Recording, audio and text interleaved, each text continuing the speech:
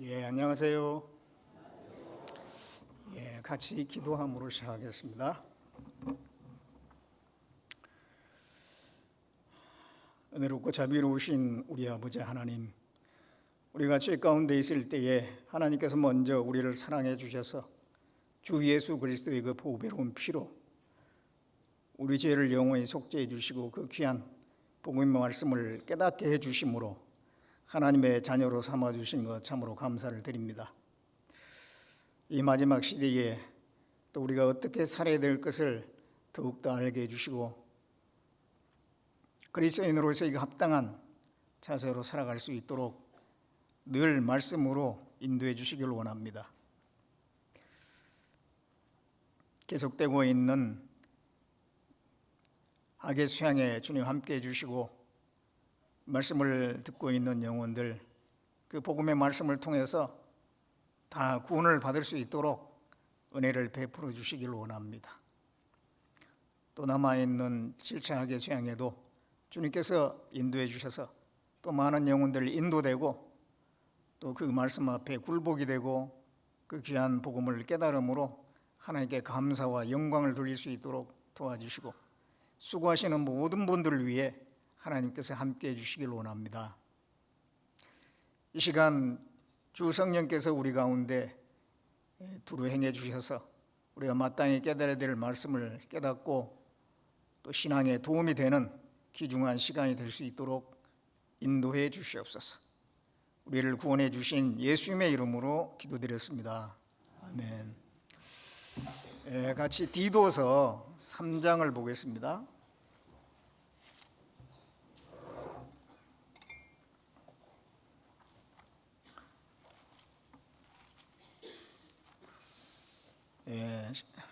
신약성경 디도서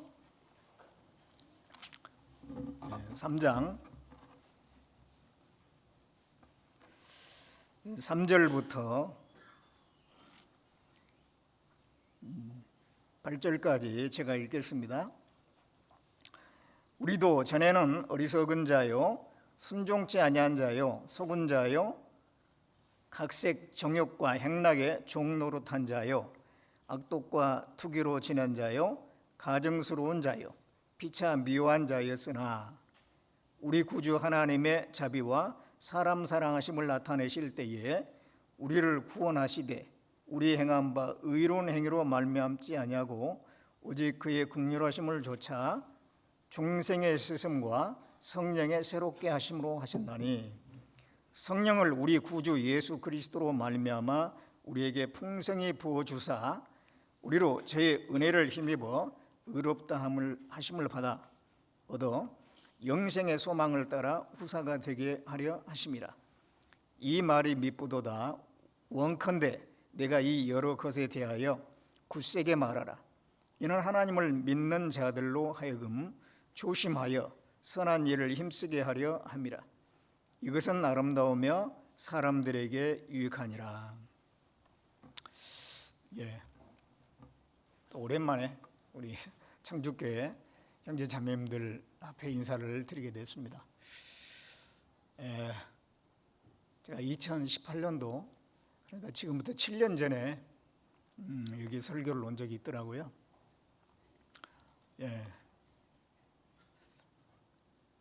청주교회는 설교를 그래도 꽤 여러 번 온 것 같습니다. 제가 1993년도에 전도인이 됐는데 그 이후로 상당히 여러 번 물론 이제 매년 온 건 아니지만 그래도 이제 잊어먹을만 하면 한 번씩 설교가 들어가지고 온 기억이 있습니다. 지금 이제 학예 수양회 기간인데요. 지금 6차 학예 수양회가 진행 중에 있습니다. 우리가 그 수양회 하게 되면 자기 차수만 가는 게 아니고 자기 차수에는 이제 봉사하느라고 또 전도를 많이 충분히 이제 하지 못하는 경향이 있습니다. 그러다 보니까 타 차수에도 또 전도하기 위해서 많이 참석하시고 그런 걸 보는데요. 아마 청주교회도 그럴 거라고 생각이 듭니다. 그래서 어떻든 이제 학교 수양회를 하다 보면 새로이 구원받는 분들이 또 생기고 하기 때문에 구원받은 분들에게 필요한 말씀을 좀 하는 게 좋겠다, 그런 생각이 들어서요, 이 본문을 선택을 했습니다. 방금 읽은 이 본문에는 구원받기 전과 그리고 이제 구원, 그리고 구원받은 이후의 삶을 어떻게 살아야 되느냐 하는 것을 간략하게 아주 체계적으로 말씀을 하고 있습니다. 여기 이제 디도서 3장 3절에 보겠습니다. 이게 우리도, 자, 여기서 우리도라고 하는데, 우리라고 하는 것은 사도 바울과 이 편지를 보내는 사도 바울, 또 편지를 받는 디도 뿐만 아닙니다. 모든 그리스도인들이 여기에 다 포함이 됩니다. 그래서 우리도 전에는, 그래서 전에는 구원받기 전에, 구원받기 전이 있고, 그 다음에 구원이 있고, 구원받은 이유가 있지 않습니까? 그래서 이제 이 3절 말씀은 구원받기 전에 대해서 말씀을 하고 있는 겁니다. 그래서 우리도 전에는, 구원받기 전에는 어리석은 자요, 순종치 아니한 자요, 속은 자요, 각색 정욕과 행락의 종노릇하는 자요, 악독과 투기로 지낸 자요, 가증스러운 자요, 피차 미워한 자이시라. 여기에 7가지가 나와 있어요. 구원받기 전에 우리의 그 어그러진 잘못된 그런 상태, 그 잘못된 삶을 살고 있는 상태를 7가지로 말씀을 하고 있습니다. 우리가 이런 삶을 살았죠, 구원받기 전에. 먼저 이게 이제 어리석은 자요 그랬잖아요. 어리석은 자, 구원받기 전에 어리석은 자였습니다. 많이 배우지 못하여서 어리석은 게 아니고, 마땅히 알아야 될 것을 알지 못하는 것이 어리석은 겁니다. 하나님을 모르는 것이 어리석은 거예요. 어리석은 자는 그 마음에 이르기를 하나님이 없다 하도다, 그런 말씀을 했잖아요. 하나님을 없다 하고 하나님을 믿지 않는 상태가 어리석은 상태입니다. 무지한 상태죠. 마땅히 알아야 될 것을 알지 못하는 겁니다. 하나님이 공급하시는 모든 만물을 누리고 살면서도 그것을 만드신 분을 모른다고 하는 것은 어리석은 거거든요. 어떤 물건이 있으면 그 물건을 만든 사람이 있잖아요. 자동차가 있다 그러면 자동차를 만든 사람이나 회사가 있죠. 어떤 노트북 컴퓨터가 있다 그러면 그걸 만든 사람이 있는 겁니다. 건물이 있으면 만든 사람이 있는 겁니다. 하나님이 공급해 주신 모든 만물을 우리가 누리고 살면서도 그것을 만드신 분을 알지 못하니 그게 아주 어리석은 겁니다. 알지 못하니까 믿지를 않는 거고, 하나님을 믿지 않으니까 속에 종교신문이 있는데 하나님을 모르니까 엉뚱한 걸 의지하죠. 그래서 해가 뜨니까 그게 신인가 싶어가지고 태양신 숭배하고, 뭐 달을 숭배하고, 별을 숭배하고, 어떤 모양을 만들어 놓고 거기에다 복달라고 비는 경우가 많죠. 어느 회사에서는 그 신입사원을 채용하는데요, 이제 면접 시험을 보는데, 그때 이제 관상쟁이를 그 앞에 앉혀놓고 그 면접 대상자들을 보는 거예요. 관상을 보는 겁니다. 아무리 실력이 있고 아무리 성적이 좋아도 관상에게 마음에 안 들어 그러면 탈락. 하나님을 알지 못하기 때문에 그런 불분명한 그런 것들을 의지하면서 어리석게 살아가는 세상들입니다.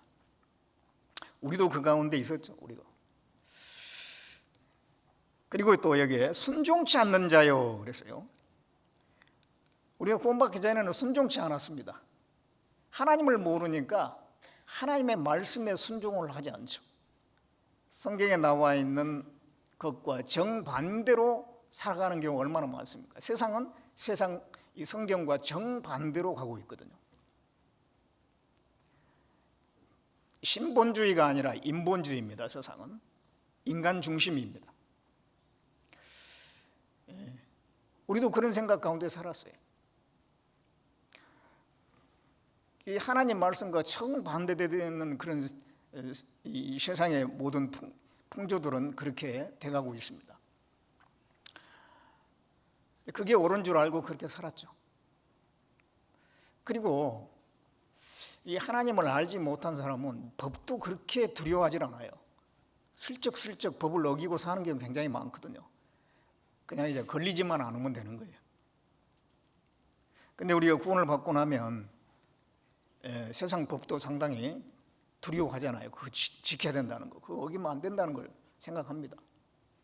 세상 사람들은 실제적으로 이 법 질서도 많이 어기고 살고요. 또 인간관계 속에서 여러 가지 규칙이 있고 질서가 있어요. 그런데 그런 것들을 그대로 잘 지키며 살질 않습니다. 자녀는 부모에게 순종을 해야 되잖아요. 그게 도리잖아요. 그런데 요즘에 사람들 얼마나 순종하고 삽니까? 아내가 남편에게 머리로 생각하고 순종하고 복종하는, 그것이 성경에 기록이 되어 있잖아요. 근데 세상에 보면은 성경과 정반대로 흘러가고 있잖아요. 그래서 하나님을 알지 못하면 구원받지 않은 상태에서는 순종치 않는 자예요. 순종치 않는 자. 하나님 말씀과 정반대의 삶을 살게 됩니다. 그리고 여기 속은 자요 또 그랬거든요. 속은 자, 뭐에 속았습니까? 마귀에게 속았죠. 마귀가 하는 최고의 거짓말 두 가지가 있는데, 하나는 하나님 없다. 하나님 없다라고 합니다. 그래서 믿지 못하게 만드는 거예요. 많은 사람들은 그 하나님이 없다는 말에 속아 살아요. 하나님이 어디 있냐, 눈에 보이지 않는데 하나님 봤냐? 그러면서 안 믿으려고 합니다. 또 죽으면 끝이다. 이 마귀가 하는 거짓말 중에 또 하나는 죽으면 끝이다. 평생을 살아가는 사람이 죽으면 끝이다라고 하는 생각으로 사는 사람들이 아주 많아요. 상담을 해보면은 죽으면 끝이다, 그 생각을 평생 가지고 산 사람들이 의외로 많습니다. 뭔가에 속아 있는 거예요. 속아 있는 거예요. 진화론을 믿습니다. 진화론에 속는 거예요. 아메바가 점점 진화돼 가지고 고등동물이 된다. 실제 그런 사례가 한 번도 없어요. 그런 사례가 한 번도 없거든요. 그런데도 그걸 믿어요. 그러니까 이게 철저히 속는 거죠. 또 어떤 사람은 이 거짓된 교리에 속아가지고 평생을 그 교리를 위해서 사는 사람이 있어요. 어떤 이단 교파들이 있잖아요. 거기에 몸담아가지고 평생을 충성하고 사는 사람들, 그 잘못된 교리에 속아 있어요. 그래서 이 사람들은 뭔가에 속아서 사는데, 우리가 구원받기 전에 속은 자였습니다. 그리고 또 여기 정욕과 행락의 종로로 탄 자다 그랬는데, 우리는 구원받기 전에 정욕과 행락의 종로로 하는 삶을 살았죠. 하나님을 모르니까 육신의 욕을 따라 살아가는 거예요. 육신의 정욕, 안목의 정욕, 이생의 자랑거리, 그것을 만족하기 위해서 그것을 어떻게 하면 더 많이 추구할까, 그런 마음으로 살아가는 겁니다. 어디 뭐 재밌는 거 없는가, 행락의 종로도 한다고 그랬는데 어디 재밌는 데 없나요? 그래서 뭐 어디 여행 돈 좀 모으면 여행 가서 또 거기 가서 뭐 또 특이한 거 먹고 마시고 쾌락을 찾아가고, 그게 인생이잖아요. 전도서 9장 3절에 보면 인생의 마음에 악이 가득하여 평생에 미친 마음을 품다가 후에는 죽은 자에게로 돌아간다. 마음에 악이 가득해가지고 평생에 뭔가에 미쳐 사는 거예요.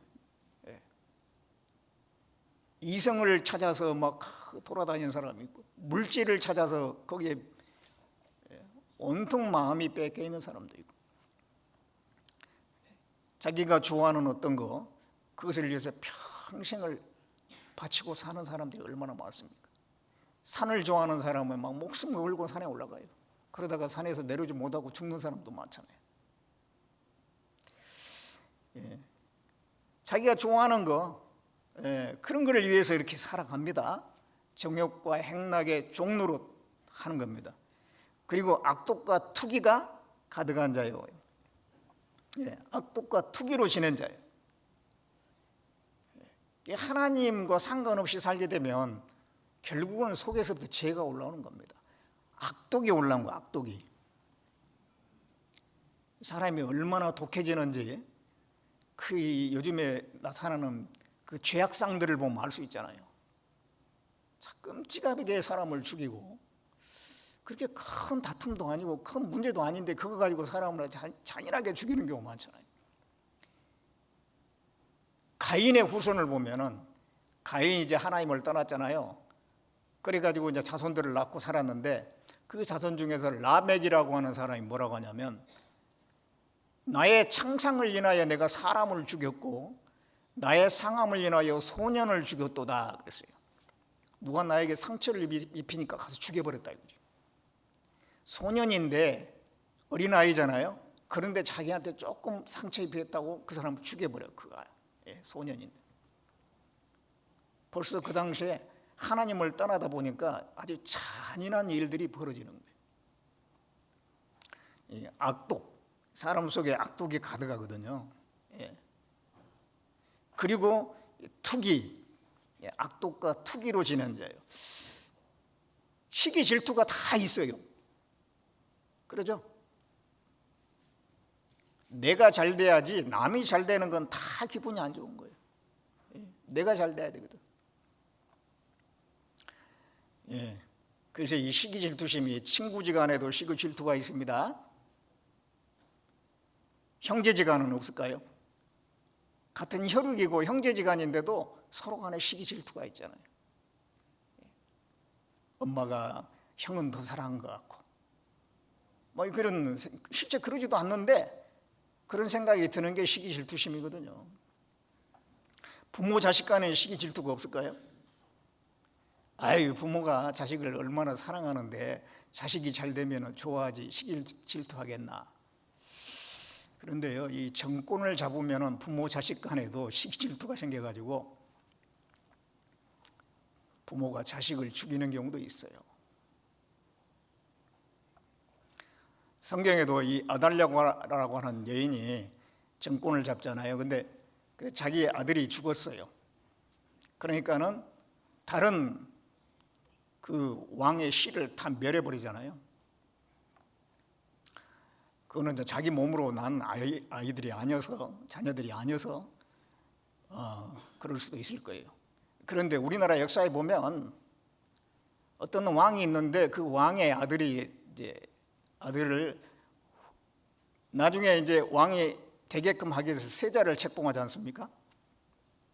그런데 중국, 당시 청나라 때 중국에서, 우리나라는 그 당시에 4대 사상이 있었죠. 중국에서 그 왕보다 왕의 아들 세자를 더 인정을 해주는 거예요. 그러니까 아버지 왕이 그 아들을 죽였잖아요. 독살을 시켜가지고 죽였어요. 그 아들이 청나라에 볼모 갔다가 돌아왔는데 2달 만에 죽었거든요. 근데 죽은데 그 모습이 막 구멍이랑 구멍에서는 다 피가 나왔어요. 얼굴은 시커멓게 바뀌고, 그게 이제 독살된 거거든요. 감히 누가 세자를 독살을 하겠어요? 아버지. 그래서 사람의 속에 악독과 시기, 투기가 가득한 겁니다. 착한 척하지만 그 속에 죄가 가득한 게 인간이에요. 구원받기 전에 우리가 그런 삶을 살았어요. 그리고 이제 가증스러운 자요 그랬잖아요. 죄를 점점점 짓다 보면은 이제 비인간적인 그런 죄를 지어요. 동물보다 더 못한 죄를 지어요. 가증스러운 죄, 동성연애 같은 거, 수간, 동성연애 이런 거는 성경에 하나님 말씀에 가증한 죄다 그래서 가증한 죄. 그건 짐승보다 더 못한 거거든요. 이 세상에 그런 일들이 막 있습니다. 그리고 이제 마지막으로는 피차 미워한 자라 그랬습니다. 피차 미워. 서로 사랑하고 사이좋게 지내면 그게 옳고 좋은 거라는 걸 다 어렸을 때부터, 유치원 때부터 배워요. 그런데도 이상하게 사람들은 사랑하고 좋아하고 상대방 이타적이고, 그거보다는 미워하고 비판적이고 경쟁하고 다투고 갈등하고 그런 게 더 많아요. 예. 그 죄의 기질이 있어서 그래, 죄의 기질. 자, 우리가 구원받기 전에 그런 삶을 사는 게 맞잖아요. 이 7가지를 말씀했는데 이 안에 거의 다 들어가 있는 거죠. 구원받기 전에 우리의 삶이에요. 그런데 이제 우리가 구원을 받았잖아요. 구원받음으로써 새로운 세계에 들어가겠어요. 새로운 신분이 됐어요. 그 구원은 삼위 하나님, 성부, 성자, 성령 하나님의 역사에 의해서 우리가 구원을 받은 겁니다. 그래서 이게 이제 4절부터 5절까지 내용이 이제 그 내용이죠. 4절에 보면 우리 구주 하나님의 자비와 사람 사랑하심을 나타내실 때에 우리를 구원하시되 우리 행한 바 의로운 행위로 말미암지 아니하고 오직 그의 긍휼하심을 조차 중생의 씻음과 성령의 새롭게 하심으로 하셨나니. 여기 이제 성부, 성자, 성령의 하신 일이 이게 나오고 있는데요. 먼저 성부 하나님께서 우리를 구원하시는데 하나님의 자비와 사람 사랑하심을 나타내실 때에, 그래서 사람을 사랑해서 이제 구원하시는데 우리의 행한 바 의로운 행위로 말미암지 아니하고, 구원의 방법, 하나님께서 이 구원의 방법을 정하셨는데 우리 행위하고 상관없이 오직 그의 긍휼하심을 조차 우리를 은혜로 구원하시기로 계획을 세우신 거예요. 그 이제 성부께서 계획을 세우신 거죠. 아버지 하나님이. 이게 우리의 행한 바 의로운 행위로 말미암지 아니하고, 이걸 이제 분명히 알아야 되죠. 근데 많은 사람들이 이 복음을 깨닫지 못할 때 여기에 걸려서 깨닫지 못하는 경우가 많아요. 내가 뭘 좀 해야 될 것 같은 생각이 있어요. 내가 이렇게 교회도 안 다니고 헌금도 한 푼도 바친 적이 없고, 그런데 어떻게 갑자기 말씀 며칠 듣고 구원받고 천국 가느냐, 이런 생각이 있거든요. 그런데 하나님은 여기에 우리의 행한 바 의로운 행위하고 전혀 상관없이 오직 그의 긍휼하심으로 구원하기를 계획을 세우신 겁니다. 이 사람은 의를 행할 수 없다는 걸 아시니까 로마서 3장 9절 10절에 보면 의인은 없나니 하나도 없다. 다 치우쳐 한 가지로 무익하게 되고 선을 행하는 자는 없나니 하나도 없어요.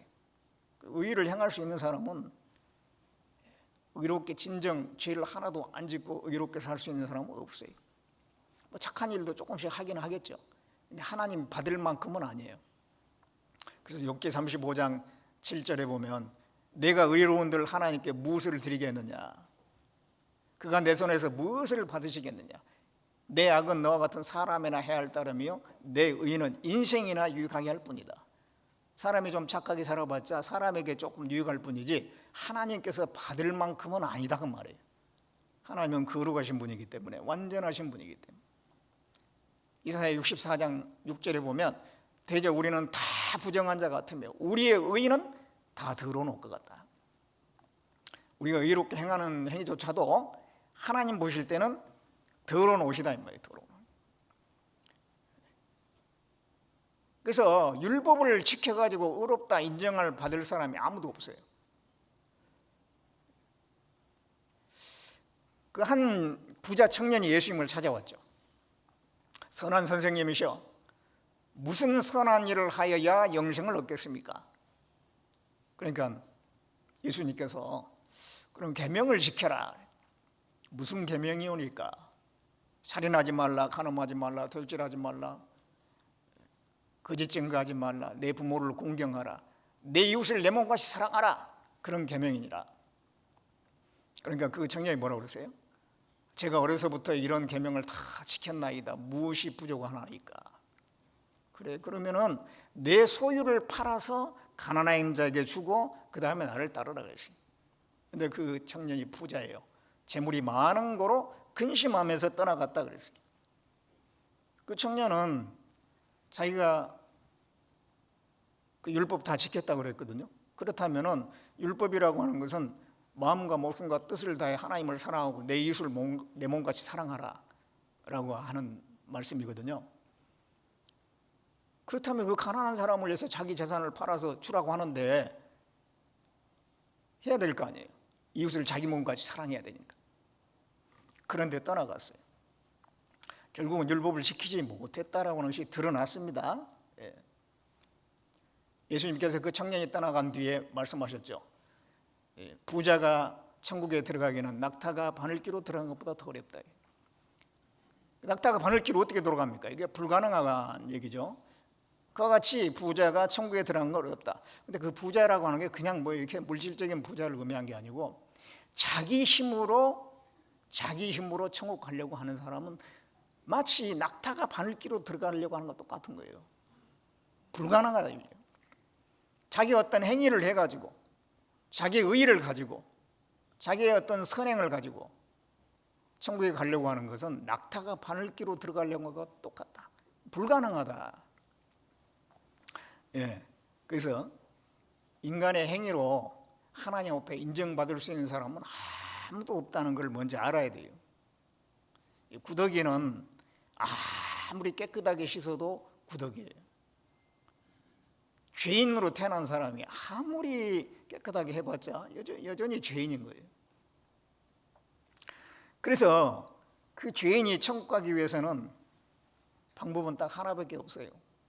오직 하나님께서 우리를 불쌍히 여겨서 우리의 문제를 해결해 주신 거예요. 우리를 깨끗하게 해 주시는 거죠. 그것이 이제 여기에 그 행위로 말미암지 아니하고 오직 그의 긍휼하심을 따라서, 긍휼이라는 것을 불쌍히 여기는 거잖아요. 무조건적으로 불쌍히 여겨가지고 그 죄를 해결해 주시는 것이 긍휼이에요. 오로지 그 방법 말고는 천국 갈 수 있는 방법이 없죠. 자, 디모데후서 1장을 보겠습니다.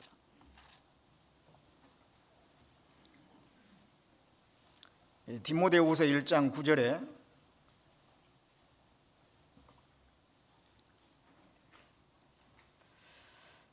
같이 읽어보겠습니다. 하나님이 우리를 구원하사 거룩하신 부르심으로 부르심은 우리 행위대로 하심이 아니요 오직 자기 뜻과 영원한 때 전부터 그리스도 예수 안에서 우리에게 주신 은혜대로 하십니다. 하나님이 우리를 구원하시되 행위대로 하신 것이 아니고 자기 뜻과 영원한 때 전부터 그리스도 예수 안에서 우리에게 주신 은혜대로, 거저 우리 죄를 해결해 주심으로 천국 가게 하시는 거지 우리 행위를 전혀 보는 게 아닙니다. 그래서 자, 이게 이제 하나님의 방법이에요. 그래서 이제 그럼 우리 죄를 해결을 해야 되는데 어떻게 하느냐? 그게 이제 바로 성자, 성부, 성자 예수님이 오셔가지고 죽으시고 부활하심으로 말미암아 우리 죄를 해결해 주셨죠. 그래서 다시 디도서 3장에 가면요, 3장 5절에 우리를 구원하시되 우리의 행한 바 의로운 행위로 말미암지 아니하고 오직 그의 긍휼하심을 조차 중생의 씻음과 성령의 새롭게 하심으로 하셨나니. 중생의 씻음과 성령의 새롭게 하심, 이게 이제 예수님이 하신 일이거든요. 씻음과 새롭게 하심, 예수님의 죽으심으로 우리 죄를 사하심으로써 우리 죄를 씻어주시는 역할을 하셨죠. 그리고 예수님이 부활하심으로 우리에게 새 생명을 주셨습니다. 그래서 중생의 씻음과 성령의 새롭게 하심, 이제 그 의미죠. 예수님의 죽으심과 부활. 이 중생은 거듭남을 얘기하는데 우리가 거듭난 것은 예수님의 죽으심 가운데 부활하심으로 말미암아 거듭났잖아요. 베드로전서 1장을 봅니다. 베드로전서 1장 3절에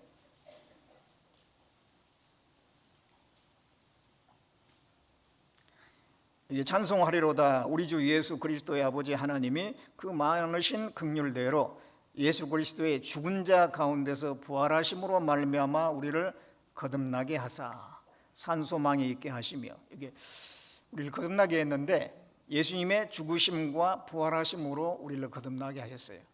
예수님이 죽으심으로 우리 죄가 사해지고, 예수님이 이제 우리 죄를 담당하시고 십자가에서 다 이루었다 하고 죽으실 때, 그 죽으시는 그 순간에 우리 죄가 갚아진 거거든요. 예수님은 원래 죄가 없는 분이잖아요. 그러니까 죽으실 이유가 없어요. 근데 우리 죄를 담당하셨기 때문에 피 흘리고 죽으신 거거든요. 그때 우리 죄가 갚아진 겁니다. 그리고 이제 부활하셨잖아요. 부활하신 거는 바로 나를 위해서 죽으신 그 예수님이 내 죄를 속죄하기에 합당한 그리스도라고 하는 증거가 바로 부활이에요. 그래서 부활하심으로 예수님이 바로 하나님의 아들이고 죄 없는 분이었고 그리스도라고 하는 증거가 되는 겁니다. 예수님이 부활하지 않았다 그러면 우리와 똑같은 사람이에요. 자기 죄가 있기 때문에 사망에 계속 매여 있는 거예요. 근데 예수님은 자기 죄가 없는 분이잖아요. 우리 죄를 담당하셨지 않느냐. 우리 죄는 예수님이 십자가에 죽으시는 순간에 속죄가 됐다니까요. 예수님 자신은 죄가 없는 분이에요. 그렇기 때문에 사망이 예수님을 계속 붙잡아 둘 수가 없어요. 사망에 쏘는 건 죄라고 그랬어요. 이 사망이 권세를 떨칠 수 있는 건 죄 있는 곳에 권세를 힘을 발휘할 수 있거든요. 그런데 예수님은 자기 죄가 없는 분이기 때문에 그 사망에 계속 같이 있을 수가 없어요. 부활하셔야 돼요. 그 부활하셨다고 하는 것은 예수님은 죄 없는 분이고 바로 하나님의 아들이요 구세주라고 하는 증거입니다. 그래서 그 의를 예수님께서 죄 하나도 안 지셨잖아요. 평생. 그 의를 우리에게 주시는 거예요. 그래서 로마서 4장 25절에 보면 예수는 우리의 범죄함을 인하여 내줌이 되고 의롭다 하심을 위하여 살아나셨다 그랬어요. 예수님의 죽으심과 부활하심으로 우리가 거듭나게 된 겁니다. 요한복음 3장을 보겠습니다.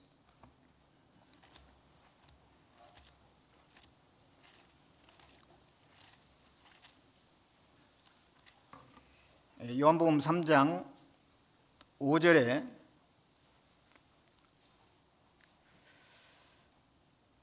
예수께서 대답하시되 진실로 진실로 내게 이르노니 사람이 물과 성령으로 나지 아니하면 하나님 나라에 들어갈 수 없느니라. 이 거듭남에 대해서 물과 성령으로 나는 것이다 이렇게 말씀했잖아요. 물은 뭐고 성령은 뭔가? 물은 예수님의 죽음을 설명합니다. 물은 심판을 의미하죠. 노아 홍수 심판 때 다 죽었잖아요. 물은 예수님의 죽으심을 얘기합니다. 예수님이 십자가에서 우리 죄 때문에 죽으셨어요. 그때 우리 죄가 사해진 겁니다. 그리고 성령으로 부활하신 거예요. 성령으로. 이 성령은 부활을 의미하죠. 로마서 1장 4절을 보면 그 하나님의 영으로 말미암아 예수님께서 부활하셨다고 말씀했어요. 그래서 이 거듭남을 설명할 때 여기서도 물과 성령, 속죄와 새 생명, 그것을 말씀을 하고 있습니다. 그래서 이제 디도서 3장 5절에 있는 말씀대로 중생의 씻음과 성령의 새롭게 하심으로 하셨다. 예수님의 죽으심과 부활, 속죄와 새 생명으로 우리는 거듭나게 됐어요. 근데 그 사실을 믿어야지 내 것이 돼요. 그렇죠? 예수님이 아무리 죽으시고 부활하셔서 우리 죄를 다 사해 놨어도 안 믿으면 나하고 아무 상관이 없어요. 그래서 사도행전 16장 31절에 주 예수를 믿으라 그리하면 너와 내 집이 구원을 얻으리라. 그게 믿어졌을 때 그걸 믿을 때 내 것이 되는 거예요. 구원을 받는 거예요.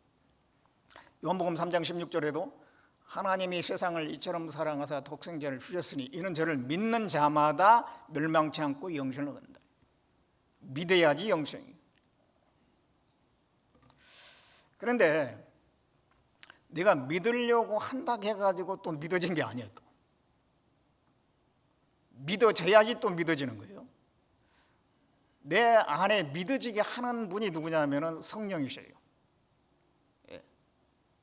성령이 그 내 안에 예수님이 하신 그 속죄의 사실이 딱 믿어지게 하시잖아요. 예. 에베소서 1장을 보겠습니다.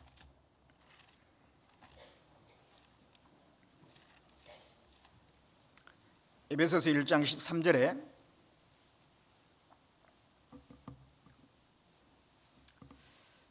예, 1장 13절 같이 읽어보겠습니다. 그 안에서 너희도 진리의 말씀 곧 너희 구원의 복음을 듣고 그 안에서 또한 믿어 약속의 성령으로 인치심을 받았으니. 진리의 말씀 곧 너희 구원의 복음을 듣고, 우리가 이제 구원의 복음을 들었어요. 또 그 안에서 또한 믿어 약속의 성령으로 인치심을 받았다. 그 말씀을 우리가 믿을 때에 성령이 도장을 치듯이 내 안에 확실히 새겨주신 겁니다. 자, 그러니까 주 예수를 믿으라, 그건 명령이잖아요. 그러니까 믿으라. 그런데 또 믿어져야 돼. 그럼 이게 어떻게 다르냐 그러면, 자, 이제 우리가 말씀을 쭉 듣는 가운데 그 말씀을 받아들이려고 하는 마음, 그걸 그대로 받아들이려고 하는 마음이 내가 믿으려고 하는 거예요. 그게. 어떤 사람은 막 거절하거든요. 안 믿으려고 그래. 근데 내가 그걸 받아들이려고 할 때에 성령께서 됐다 하고 그것이 진짜 그 안에 마음에 믿어지도록 역사를 하시는 거예요. 그럴 때 진짜 내 안에 딱 믿어져. 예. 내가 전혀 의심하다가 믿으려고 하는 생각도 없는데 성령께서 그냥 뭐 강권적으로 믿어지게 하진 않아요. 내가 믿으려고 할 때 성령께서 역사해서 진짜 믿어지게 한다 이 말이에요. 그래서 내가 믿으려고 하는 마음이 필요하고요. 그 다음에 성령께서 그 사람의 역사해 주신 것 반드시 필요해요. 그래야지 진짜 마음에 이 복음이 확실하게 깨달아지고 새겨지는 거예요. 그러면 이제 그것은 변함이 없습니다. 예. 그건 뭐 세월이 지나간다고 해서 잊어먹는 것도 아니고. 예. 그래서 성부 하나님은 구원을 계획하셨고 성자 예수님은 오셔가지고 그 죽으시고 부활하심으로 이루셨고 성령께서는 그것을 내 마음속에 깨닫도록 새겨주셨어요. 그리고 삼위 하나님의 역사에 의해서 내가 구원을 받은 거예요. 그러니까 이 구원은 진짜 어떤 사람의 방법으로 되는 게 아니에요. 오로지 하나님의 역사하심 가운데 우리가 구원을 받은 거예요. 이 구원이라고 하는 거 큰 구원이라고 그랬잖아요. 어마어마하게 큰 거고, 그럼 내 영원한 운명을 좌우하는 거죠. 겁니다. 그래서 이제 우리가 구원을 받게 되면 하나님이 우리에게 주신 특권들이 있어요. 다시 디도서 3장 보겠습니다. 3장 6절에 성령을 우리 구주 예수 그리스도로 말미암아 우리에게 풍성히 부어 주사 우리로 저희의 은혜를 힘입어 의롭다 하심을 얻어 영생의 소망을 따라 후사가 되게 하려 하심이라. 구원을 받은 사람에게 주어지는 특권은 성령을 풍성히 부어 주셔요. 구원 받은 사람 속에 성령이 들어오시잖아요. 사도행전 2장 38절에 보면 너희가 회개하여 각각 예수 그리스도 이름으로 세례를 받고 죄사함을 얻으라. 그러면 성령을 선물로 받으리니. 우리가 이 말씀을 듣는 가운데 죄사함이 확실하게 깨달아졌을 때 성령이 내 안에 들어오신다는 거예요. 성령이 오시면은 그 사람은 신분이 이제 하나님의 자녀가 되고 상속자가 된다는 거예요. 후사가 된다 이 말씀이 그 뒤에 나오잖아요. 영생의 소망을 따라 후사가 되게 하려면 성령이 온 사람은, 성령을 받은 사람은 하나님의 자녀요 천국의 상속자가 되는 거죠. 요한복음 1장 12절을 보면 영접하는 자, 곧 그 이름을 믿는 자에게는 하나님의 자녀가 되는 권세를 주셨나니 이는 혈통으로나 육종으로나 사람의 뜻으로 나지 아니하고 하나님께로 난 자라 그랬습니다. 우리가 이제 구원을 받을 때 하나님께로 난 자, 하나님의 자녀가 하나님의 아들이 되는 거죠. 그러니까 이제 상속자가 되는 거예요. 상속. 천국을 상속받을 신분으로 우리 신분이 순식간에 바뀌어버린 거죠. 로마서 8장을 봅니다.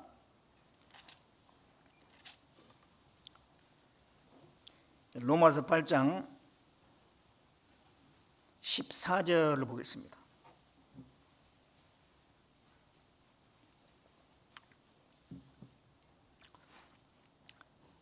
(8장 14절에) 무릇 하나님의 영으로 인도함 받는 그들은 곧 하나님의 아들이라.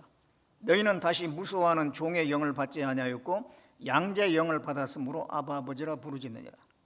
성령의 칭이 우리 영으로 더불어 우리가 하나님의 자녀인 것을 증거하시나니 자녀이면 또한 후사 곧 하나님의 후사요 그리스도와 함께한 후사니 우리가 그와 함께 영광을 받기 위하여 고난도 함께 받아야 될 것이니라. 자, 이 말씀 보면 이제 구원받은 뒤에 우리가 성령을 받았잖아요. 그리고 이제 성령의 인도함을 받습니다. 그걸 이제 말씀하고 있고 성령에 의해서 하나님을 아버지라고 부를 수가 있어요. 아바 아버지라고 부르게 됩니다. 하나님은 정말 나의 아버지다. 예수님은 정말 나의 주가 되신다. 성령에 의해서 진심으로 그렇게 생각하게 됩니다. 그리고 이제 16절에 있는 것처럼 성령이 친히 우리 영으로 더불어 우리가 하나님의 자녀인 것을 증거하신다. 그러면서 자녀이면 성령 받은 사람은 하나님의 자녀고 자녀이면 후사, 상속자다. 상속자, 하나님의 상속자.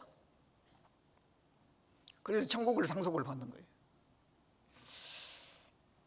그게 엄청난 특권이지 않습니까?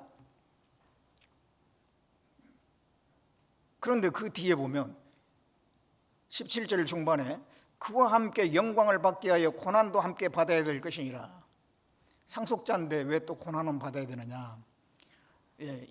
자동으로 구원받았으면 성령 받았으면 자동으로 받는 상속이 있고 그리고 또 내가 행한 것만큼 또 주시는 것도 있습니다. 자동으로 받는 것은 천국이고 천국은 자동으로 가야죠. 구원받았으면. 그런데 이제 구원받고 난 뒤 신앙생활을 어떻게 했느냐에 따라서 또 상과 영광이 또 있거든요. 그것은 우리가 고난을 받은 만큼 주님을 위해서 고난받은 만큼 주시는 거예요.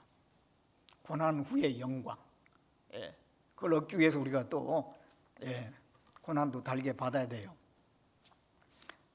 어쨌든 성령을 받은 사람은 이제 상속자입니다. 아브라함이 이제 참 거부였잖아요. 아브라함이 거부였어요. 근데 그 많은 재산을 누구한테 물려줬을까요? 자녀들이 많았어요. 아브라함이 이스마엘도 있었고 이삭도 낳았고 나중에 또 후처들을 취해가지고요 또 자녀들을 많이 낳았어요. 그랬는데 그 많은 재산 중에서 그 다른 자녀들한테는 조금 주고요 거의 대부분을 이삭한테 다 준 거예요. 아브라함이 생각할 때는 이삭만이 아브라함의 참 아들인 거예요. 약속의 자녀예요. 하나님이 약속해가지고 주신 자녀가 오로지 이삭이거든요. 그 아브라함은 하나님의 모형이고 이삭은 구원받은 그리스도인의 모형이에요. 아브라함이 이삭에게 그 많은 재산을 물려준 것처럼 하나님은 우리에게 그 천국을 상속해 주신 겁니다. 천국에 가면 얼마나 많은 것들이 존재할지 우리는 상상할 수가 없어요. 그 모든 것들에 우리가 참여할 수가 있는 겁니다. 아버지 것이 내 것이고 그렇기 때문에 우리는 그 모든 걸 누릴 수가 있지 않습니까? 그래서 이제 구원받은 사람에게 주어진 특권, 성령 안에서 상속자가 되게 하신 겁니다. 그리고 이제 구원받은 뒤에 성령의 오심으로 말미암아 반드시 변화가 일어나게 돼 있어요. 구원받은 사람에게만 나타나는 변화가 있습니다. 반드시 변화가 일어나게 돼 있어요. 우리는 산자잖아요, 산자. 엄마가 이제 아이를 낳았어요. 근데 아이가 죽어서 태어났어. 그러면 꼼짝 안 합니다. 근데 살아서 태어났어. 그러면은 그 아이가 그 산 아이로서의 행동이 나타나잖아요. 막 울기도 하고, 젖을 물리면 뭐 젖을 빨아먹기도 하고, 그리고 점점점 시간 지나면 막 자라나고 그러잖아요. 살아있는 것은 달라요. 우리가 구원받기 전에는 죽은 자였는데 구원받은 이후에는 성령으로 말미암아 산자가 됐어요. 그럼 변화가 일어난 게 지극히 정상적인 거죠. 변화가 안 일어난 게 이상한 거예요. 그래서 이 구원받고 나면 반드시 변화가 있습니다. 어떤 변화가 일어날까요? 가장 첫 번째 변화는 눈이 딱 열려요. 영적인 눈이 열리게 되어 있어요. 자, 이사야 30장을 보겠습니다.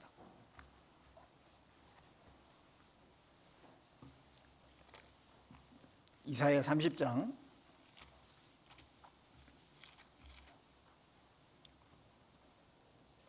26절을 보겠습니다.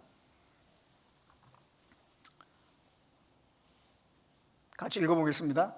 여호와께서 그 백성의 상처를 싸매시며 그들의 맞은 자리를 고치시는 날에는 달빛은 햇빛 같겠고 햇빛은 7배가 되어 7날의 빛과 같으리라.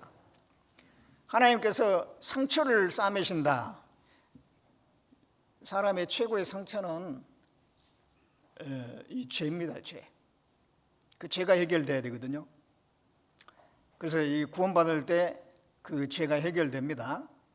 그래서 고쳐지는 거예요. 완전 죽은 사람이 산 사람으로 고쳐져요. 그런 날에는 달빛은 햇빛 같겠고 햇빛은 7배가 된다. 이게 밝아진다. 빛이라고 하는 것은 밝히 보게 하는 거잖아요. 구원받기 전에는 영적인 눈이 어두워져 있어요. 근데 구원받고 나면은 영적인 눈이 열리게 됩니다. 밝히 보게 돼요. 하나님도 알고 예수님도 알고 성경도 알게 됩니다. 이 고린도후서 4장 6절에 보면 어두운데 빛이 있으라 하시는 그 하나님께서 예수 그리스도의 얼굴에 있는 하나님의 영광을 아는 빛을 우리 마음에 비치셨도다. 그 예수님을 통해서 나타난 하나님의 사랑과 그 구원에 대해서 확실하게 보였잖아요. 이제 뿐만 아닙니다. 모든 만물을 볼 때 새롭게 보여요. 그 만물을 볼 때 이게 정말 하나님의 작품이구나.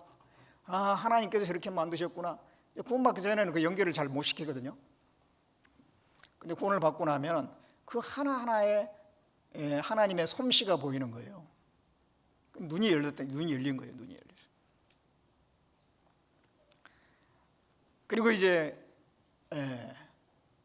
이 말씀이 깨달아집니다. 눈이 열렸으니까 말씀이 성경에 보여요. 요한복음 16장 13절에 진리의 성령이 오시면 너희를 모든 진리 가운데로 인도할 것이다. 내가 너에게 말한 걸 생각나게 하리라 그랬는데, 여러분들 진짜 이 구원받고 나서 성경 읽으면 성경이 많이 깨달아지셨을 겁니다. 저도요, 구원받기 전에 어렸을 때부터 교회를 다녔어요. 그래가지고 성경을 나름대로 많이 읽었습니다. 교회를 다녀도 대충 다닌 게 아니고 나름대로 혼자서 막 성경도 많이 읽고 기도도 많이 하고 그 하나님과 가까이 하는 시간을 많이 가졌어요. 그리고 혼자서 이렇게 도서관이나 이런 데 가서 성경 막 연구한다고 관련된 책도 찾아보면서 그렇게 했었는데요. 실제 많은 게 별로 없어요. 나중에 이제 구원을 받았는데 23살 때 제가 구원을 받았는데요. 구원을 딱 받고 나서 성경 보니까 그게 다 깨달아지는 거예요. 이제 전에 많이 읽었던 게 너무도 신기했습니다. 전에는 몰랐는데 그걸 쭉 읽으니까 다 이렇게 많이 깨달아져요. 이게 구원 연수에 비해서 이 성경이 많이 깨달아졌어요. 그만큼 이제 과거에 성경을 많이 읽었기 때문에 그런 것 같아요.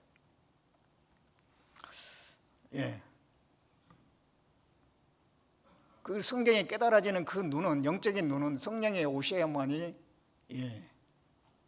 밝아지는 겁니다. 그리고 이제 세상에서 구별되려고 하는 마음이 분명히 생기게 돼 있어요. 그게 이제 구원받은 사람의 변화입니다. 에베소서 5장 8절에 보면 너희가 전에는 어둠이더니 이제는 주 안에서 빛이라, 빛의 자녀들처럼 행하라 그랬는데, 이 구원을 받고 나면 이 세상에서 구별되려고 하는 마음이 다 생겨요. 그렇게 술을 좋아했는데 딱 구원받고 난 뒤에 그 술자석에 가면 별로 술이 안 땡기죠. 담배가 단번에 끊어지는 경우도 있습니다. 물론 이제 그렇지 않은 경우도 있어요. 다 동일한 건 아닙니다. 어쨌든 과거에 그냥 아무렇지 않게 행했던 그런 행위가 구원을 받고 나면은 이거 아닌데 하는 마음은 그게 시작이 되죠. 이건 옳지 않다, 분별이 딱 되잖아요. 돼지는 시궁창에 있으면 들어 누워요. 내 집이다 하고. 근데 양은 튀쳐나오잖아요. 그런 것처럼 우리가 이제 달라집니다. 전에 대중가요 같은 거 뭐 아무렇지 않게 부르고 아주 특히 좋아하고 했던 사람도 구원받고 나면은 찬송가로 바뀌어요. 찬송가로. 세상 모임들 뭐 이런 모임 저런 모임 많이 있는데 이제 구원받고 나면은 이제 교회 모임으로 바뀌어요.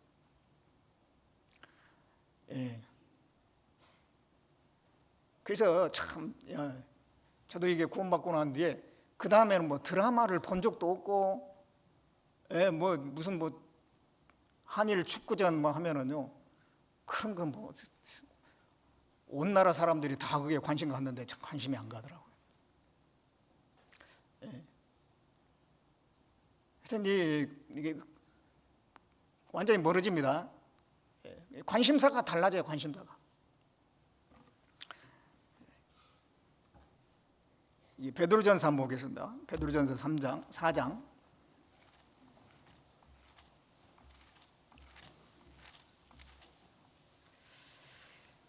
베드로전서 4장 3절.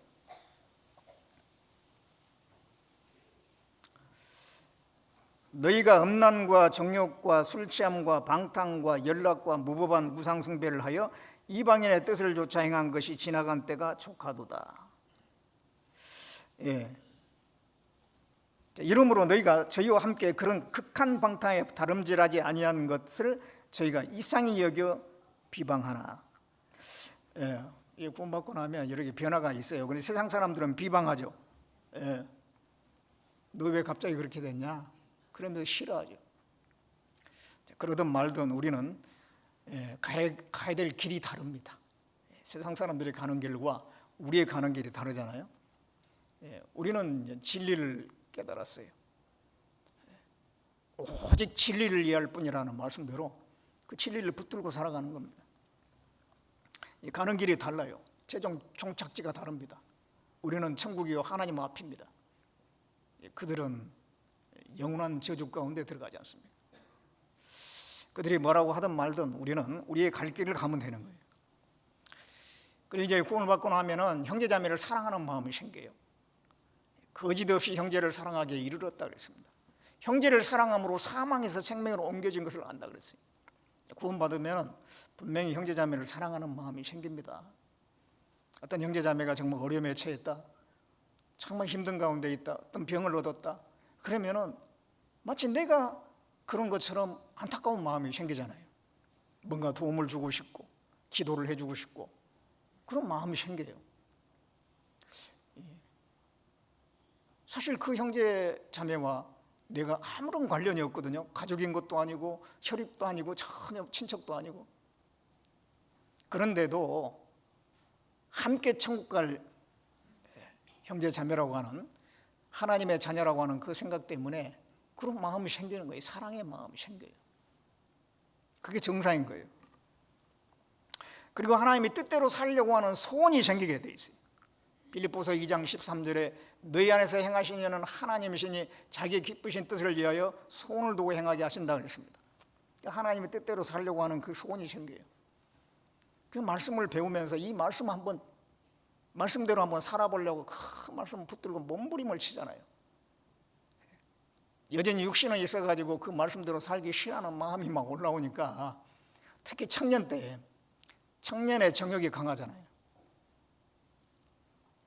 그 말씀과 정반대로 막 가려고 하는 이 속에서 올라오는 죄의 기질, 그것과 얼마나 싸웁니까? 그러면서 이 말씀대로 살아보려고 막 애우고 암송하고 기도하고 그러면서 그 막 싸웁니다. 그게 하나님의 뜻대로 살려고 하는 거예요. 그리고 전도하려고 하는 마음이 분명히 있어요. 사도행전 1장 8절에 보면 오직 성령이 너에게 임하시면 너희가 권능을 받고 예루살렘과 유대와 사마리아와 땅끝까지 이르러서 내 증인이 된다 그랬습니다. 이 구원을 받으면 다른 사람에게를 전하고자 하는 마음이 반드시 있게 돼 있어요. 최고의 좋은 소식을 깨달은 거잖아요. 근데 그걸 전하고 싶은 마음이 전혀 없다 그러면은 그런 소식을 깨닫지 않은 거예요. 우리가 작은 소식이라도 들으면 누구한테 막 전달하고 싶죠? 금방금방 소문이라고 하는 게 금방 퍼지는 이유가 뭐 들었으면 막 전달을 하고 싶은 마음이 있거든, 사람은. 그러니까 금방금방 발 없는 말이 빨리 가요. 우리가 구원받았으면 최고의 소식을 들은 건데 그걸 전할 마음이 없다 그러면 이상하죠. 사마리아 여자가 예수님이 그리스도란 걸 깨닫자마자 그냥 물동이 버려두고 팍 달려가서 그 마을 사람들에게 담대히 전했지 않습니까? 구원받고 나면 전도하고자 하는 마음이 생겨요. 그게 큰 변화인 겁니다. 변화예요. 제가 이제 구원받기 전에 교회를 다녔다고 그랬잖아요. 오랫동안 교회를 다녔어요. 그런데 누구한테 전도를 하지는 않았습니다. 누가 내가 내 교회 다니는 거 방해만 안 하면 좋겠다 이런 생각이었어요. 가족들이 내 교회 다니는 거 방해만 안 하면 좋겠다. 그러면서 입 닫고 나 혼자만 다녀요. 전도할 줄을 몰랐습니다. 그런데 이제 구원을 받았어요. 그러다가 그 다음부터는 막 붙들고 저희 엄마 붙들고 전도하고 막 형들 붙들고 전도하고 계속 전하고 싶은 거예요. 저는. 분명히 성령을 받았으면 그런 변화가 있는 것이 정상인 거예요.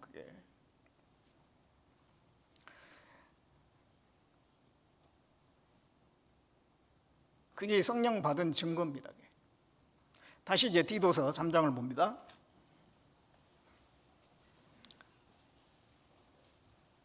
(3장 8절에)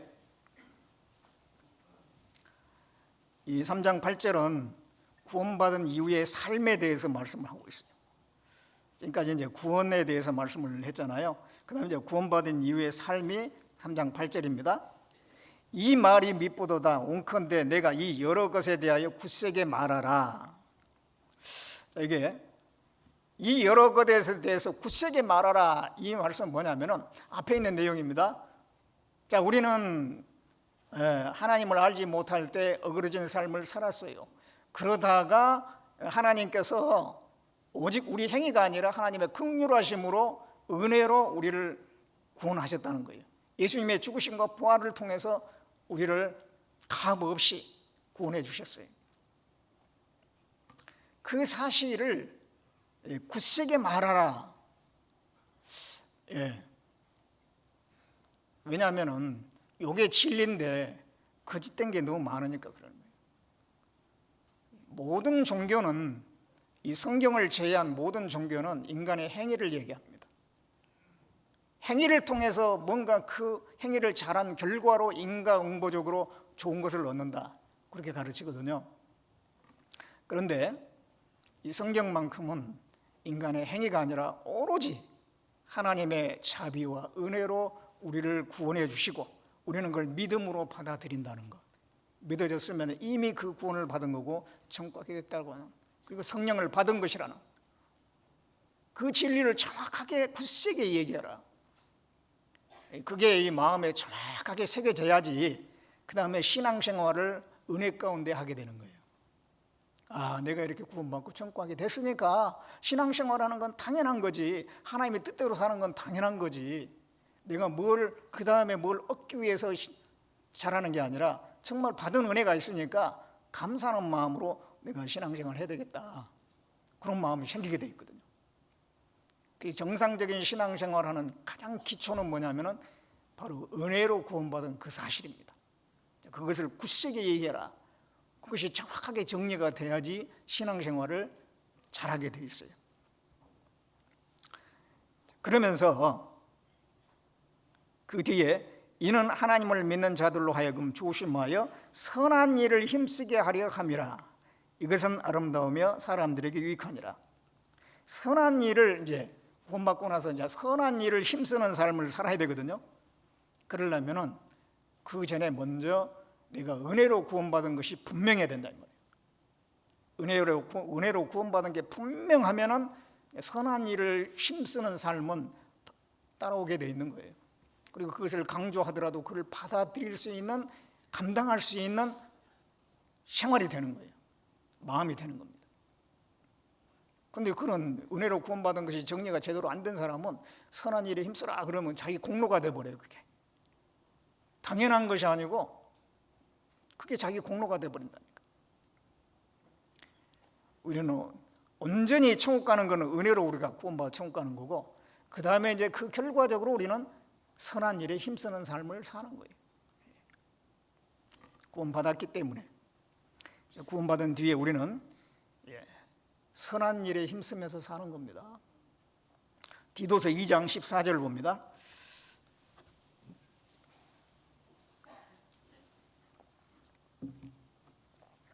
디도서 2장 14절 같이 읽겠습니다.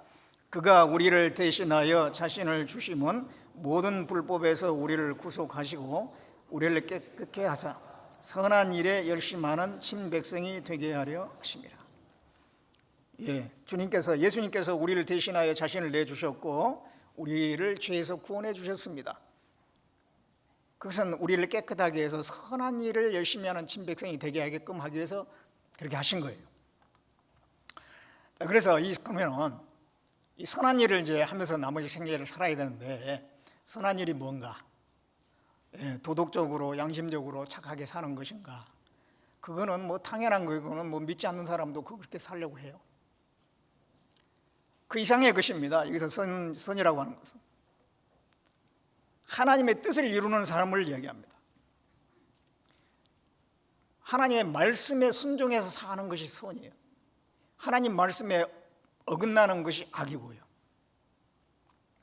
성경에 많은 말씀이 있는데 결국은 말씀에 순종해서 살아가는 것이 선한 겁니다. 미가서 6장을 보겠습니다.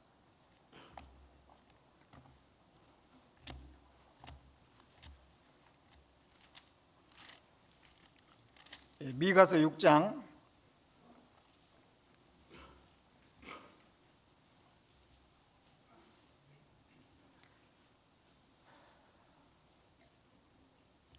6장 8절을 보겠습니다.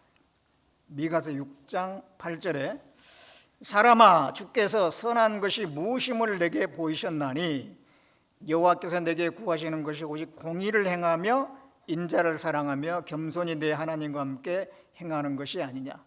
여호와께서 성읍을 향하여 외쳐 부르시나니 완전한 지혜는 주의 이름을 경외함이니라. 너희는 매를 순히 받고 그것을 정하신 자를 순종할지니라. 여기 보면은 사람아 주께서 선한 것이 무엇임을 내게 보이셨다. 무엇이 하나님 보실 때 선한 것이냐 그러면 공의를 행하며, 하나님 말씀이 의입니다. 공의입니다. 그 말씀에 그대로 말씀을 따라 행하는 걸 얘기해요. 인자를 사랑하며 사랑을 베푸는 걸 얘기합니다. 성경 전체는 사랑을 얘기하고 있어요. 하나님을 사랑하고 이웃을 사랑하는 것, 그것을 성경은 얘기하고 있습니다. 겸손히 내 하나님과 함께 행하는 것이다. 하나님 앞에 항상 내 자신을 낮추는 걸 얘기해요. 그 아칼 악자가 있죠. 아칼 악자. 한자 중에서 아칼 악자를 보면은 버금 아자 밑에 마음 심자거든요. 한자를 아신 분들은 이제 생각 다 나실 거예요. 버금 아자 밑에다가 마음 심자가 아칼 악자예요. 악이, 하나님 보실 때 악이 뭐겠어요? 하나님과 버금되려고 하는 마음, 그게 악한 거예요. 이 마귀가, 사탄이 하나님과 버금되려고 했잖아요. 네가 지극히 높으신 하나님과 비기리라. 자기 하나님 밑에 있어야지. 하나님하고 견주려고 그랬어요. 그것이 악의 시작이거든요. 근데 많은 사람들이 동일한 죄를 지어요. 자기가 하나님 자리에 앉아 있어. 우리도 자기 절제를 제대로 하지 않으면 어느 순간에 내가 하나님 위치에 앉아 있는 경우가 있어요. 하나님 위치에 앉아야 되고 나의 누군가를 판단하고, 스스로 머리 노릇을 하고 있는 그런 경우가 있습니다. 그래서 우리가 하나님 앞에 항상 겸손한 게 이게 선한 거예요. 내 위치를 탁 지키는 거예요. 자기 위치를 알아서 그 위치를 지킨다고 하는 건 진짜 그게 하나님이 원하는 겁니다. 그게 선한 거예요. 그리고 이제 그 9절에 끝부분에 그것을 정하신 자를 순종할지니라 그러지. 순종한 것이 선한 거예요. 선한 거예요. 하나님 말씀에 순종이 선입니다. 우리는 이 말씀을 이제 정확히 알게 됐다라고 하는 것은 얼마나 복인지 몰라요. 세상 사람들은 성경을 모르니까 기준이 없어요. 기준이.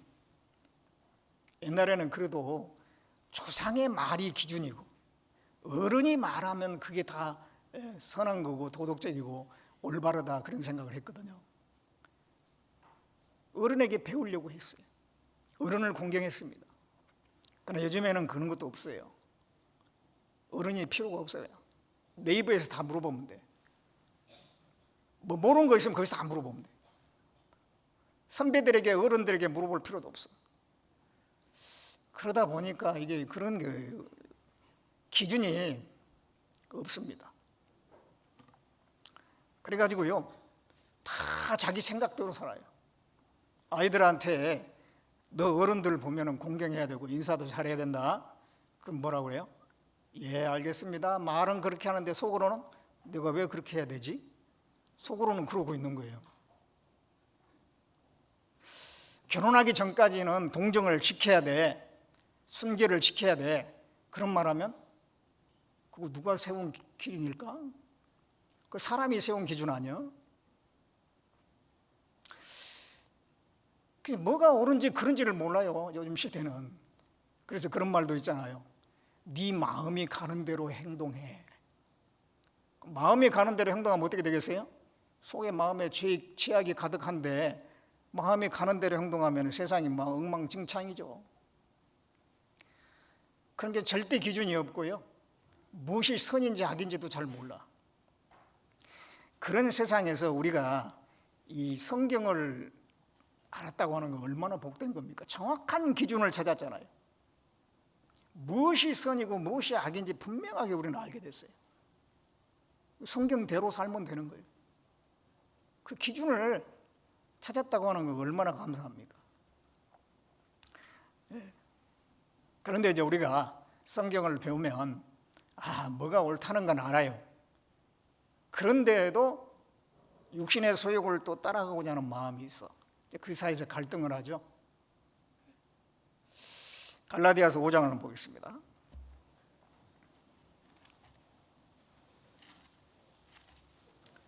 갈라디아서 5장 16절에 내가 이르노니 너희는 성령을 좇아 행하라. 그리하면 육체의 욕심을 이루지 아니하리라. 육체의 욕심은 성령을 거스리고 성령의 소욕은 육체를 거스르나니 이 둘이 서로 대적하므로 너희 원하는 것을 하지 못하게 하려 함이라. 자, 이게 우리 속에 성령의 소욕, 그 말씀을 따라 살고자 하는 마음도 있는가 하면 육체의 소욕이 있어요. 그 사이에서 갈등을 하죠. 말씀을 순종할 거냐 아니면 내가 지금 당장 하고 싶은 게 있는데 말씀에는 맞지 않는데 그래도 그걸 하려고 할 거냐. 그 사이에서 이제 갈등을 한 거예요. 그런데 이제 그때에 육체의 소욕을 따르지 않고 성령의 소욕, 그 말씀을 따라 살려고 하는 선택을 계속 할 때 그게 순종입니다. 순종. 그렇게 순종을 하게 되면은 결국은 성령의 열매를 맺게 돼 있어요. 그래서 22절에 보면 오직 성령의 열매는 사랑과 희락과 화평과 오래 참음과 자비와 양성과 충성과 온유와 절제니. 이런 성령의 열매, 하나님을 위한 열매, 이런 열매를 쭉 맺어갈 수가 있죠.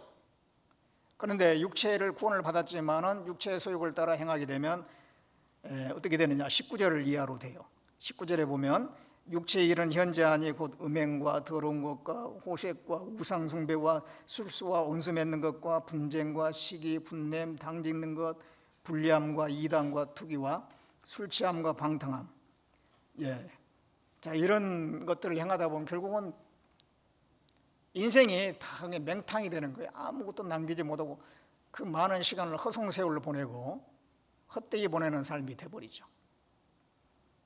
그래서 우리는 내 안에 그런 소욕이 있지만 말씀을 따라 살려고 해야 됩니다. 그게 선한 거예요. 하나님 말씀을 따라 순종해 살려고 하는, 그게 선한 겁니다. 그랬을 때에 하나님께서 나를 통해서 맺는 열매들이 있어요. 그것이 나중에 하나님 앞에 가면 상과 영광이 되는 겁니다. 그리고 또 한 가지, 뭐가 선한 거냐면 살리는 것이 선이고 죽이는 것이 악이에요. 마가복음 3장을 한번 보겠습니다. 마가복음 3장 4절에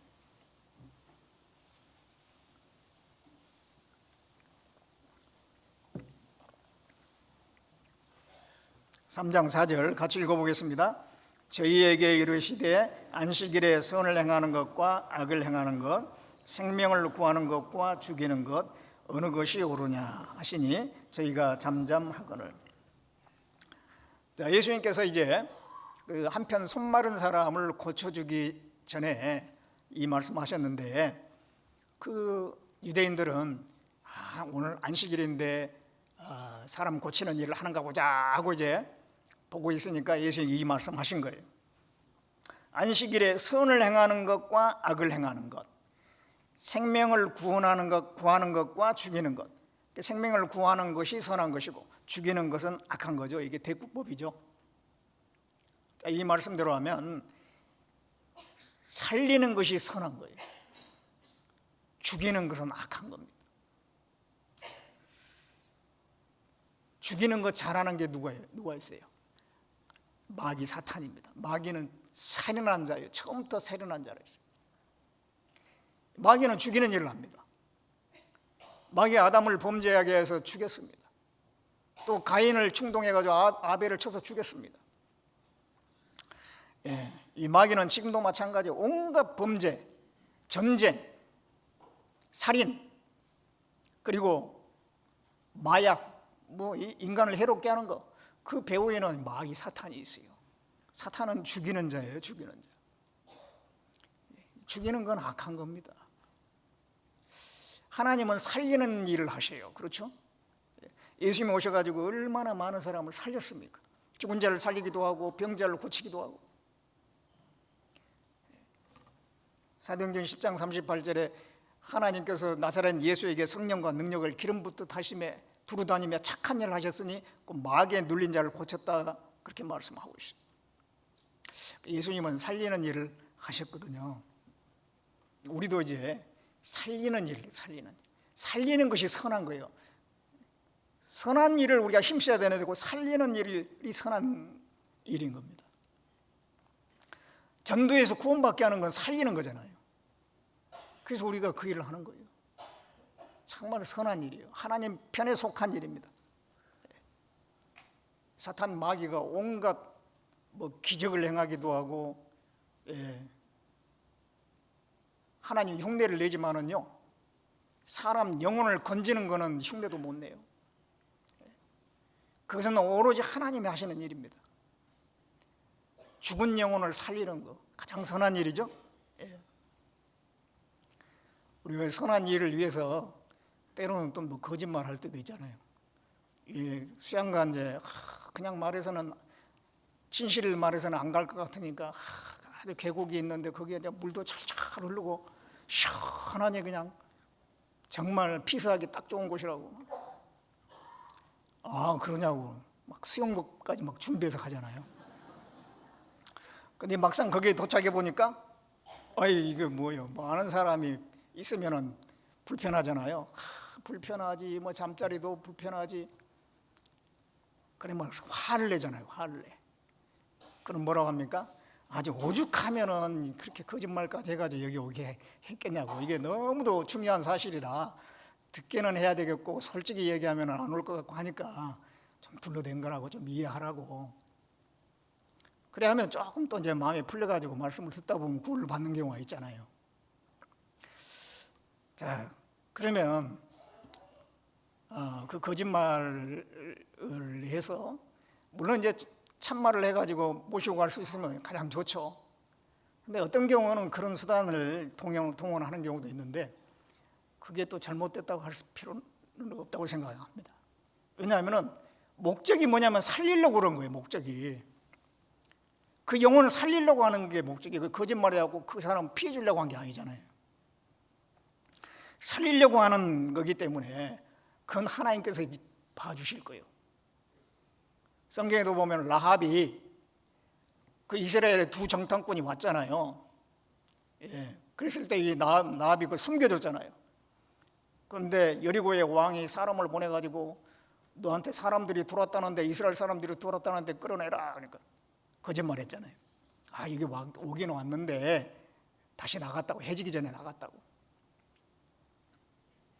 사실은 자기가 숨겨놨거든요. 근데 그 라합이 거짓말했다고 잘못했다고 성경에 기록된 건 없어요.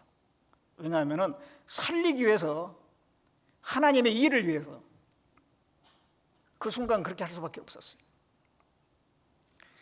그 살리는 것이 선한 거거든요. 그렇게 하셔도 살려야지. 살리는 것이 선한 거예요.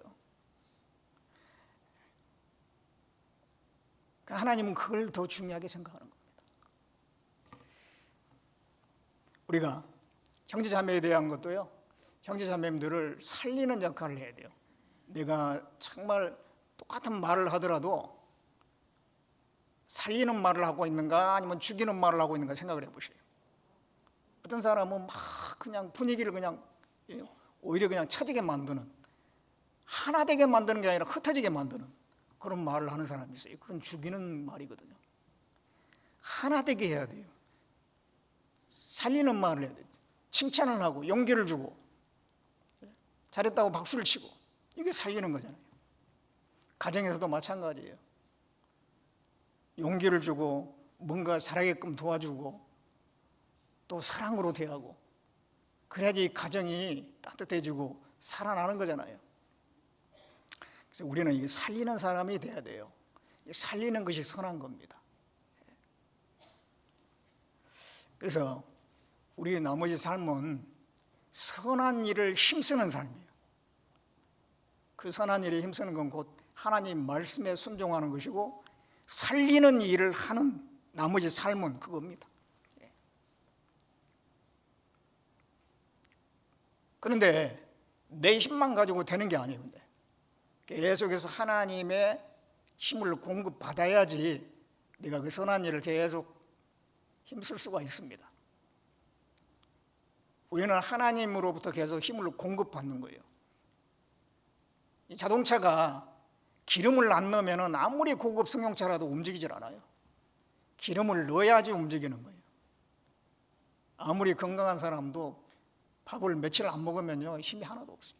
먹어야지 일을 하는 거예요. 그런 것처럼 우리는 계속 공급을 받아야 되죠. 예. 이 교회 안에 와서 말씀을 듣고 서로 교제하고 뿐만 아닙니다. 개인적으로 성경 읽고 기도하고, 이게 반드시 돼야 돼요. 시편 84편을 보겠습니다.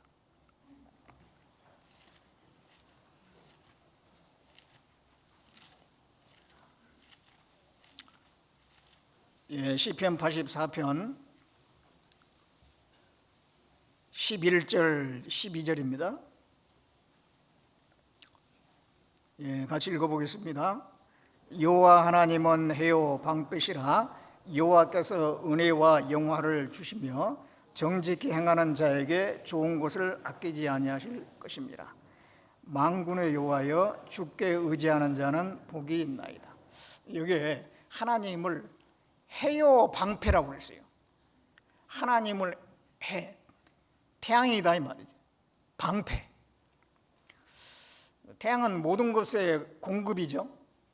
지구상의 모든 만물들이 결국은 생명체가 태양의 공급으로 있는 거예요. 그래서 하나님을 해라고 하는 것은 하나님은 모든 것의 공급원입니다. 또 방패라고 하는 것은 우리가 살아가는데 여러 가지 어려운 일을 만날 수가 있는데 그걸 막아주고 보호해주는 역할을 한다. 그래서 우리는 하나님을 가까이 해야 되는 거예요. 우리 신앙생활의 아주 중요한 키는 하나님을 가까이 하느냐 안 하느냐 거기에 달려 있어요. 하나님을 가까이 하면은 이 태양과 같은 하나님의 공급을 계속 받고 방패이신 하나님의 보호를 받는 거예요. 하나님에서 멀어지면은 약해지는 겁니다. 그리고 온갖 위험에 노출이 되는 거예요. 그래서 하나님을 해와 방패로 여기시고 가까이 해야 돼, 가까이. 그래서 이제 12절에 만군의 여호와여 주께 의지하는 자는 복이 있나이다. 우리는 주님을 의지해서 살아가는 거예요. 우리 신앙생활은 나 혼자서 막 달려가는 게 아니라 하나님을 의지하는 가운데 선한 일을 힘쓰는 그런 삶인 겁니다. 시편 37편에 보면 여호와를 의뢰하여 선을 행하라 그런 말씀이 있어요. 여호와를 의뢰하여 선을 행하라. 하나님을 더 가까이 해야 됩니다. 더 말씀도 가까이 하고 기도 더 많이 기도해야 되고. 그래서 정말 우리가 하나님을 가까이 하는 거 이게 우리 신앙생활의 최고의 숙제라고 생각해요. 이게 안 되면 다른 것도 안 되거든요. 그래서 이제 더 많이 모이고 개인적으로 말씀을 읽고 기도하고 계속 그렇게 하는 가운데 계속해서 하나님의 주신 능력을 공급받고 나머지 생에 선한 일에 힘쓰는 그런 삶이 되었으면 좋겠습니다. 기도하겠습니다. 은혜롭고 자비로우신 우리 아버지 하나님, 우리를 구원해 주시고 교회 안에서 우리에게 마땅히 행할 바를 가르쳐 주신 것 감사를 드립니다. 참으로 구원받은 사람으로서 이제 나머지 삶 정말 하나님이 주시는